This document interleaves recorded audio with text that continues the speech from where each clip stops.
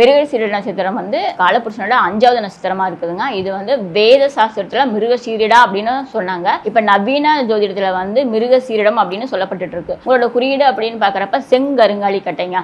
பறவைன்னு பாக்குறப்ப உங்களுக்கு வந்து கோழி அப்படிங்கிற ஒரு பறவை வரும். மிருகம் அப்படிங்கிறப்ப அது வந்து பெண் சாரை பாம்பா வரும். அப்ப அந்த பாம்பு அப்படிங்கிற லோகோலாம் நம்ம எப்பயுமே வச்சுக்க மாட்டோம். ஒரு சிலருக்கு பிடிக்கும், பாம்பெல்லாம் கையில வரைஞ்சிக்குவாங்க, டேட் என்னமோ போடுவாங்களா, அதெல்லாம் அவங்க வரைஞ்சிக்குவாங்க. ஆனா நமக்கு அதெல்லாம் வேண்டாம். நீங்க மிருகசீரத்துக்கு வந்து செங்கருங்கல் கட்டையை யூஸ் பண்ணுங்க, இல்லாட்டி கோழி அப்படிங்கிற ஒரு சிம்பிள் யூஸ் பண்ணுங்க. நிறைய வியாபார ஸ்தலங்களை வந்து செங்கருங்காலை கட்டை வந்து மஞ்சள் துணிலையோ வெள்ளை துணிலையோ கட்டி அவங்க ஒரு சில மந்திரங்களை சொல்லி கட்டி வச்சிருப்பாங்க. அப்ப அவங்க வியாபாரம் வந்து ஈர்த்து கொடுக்கும்.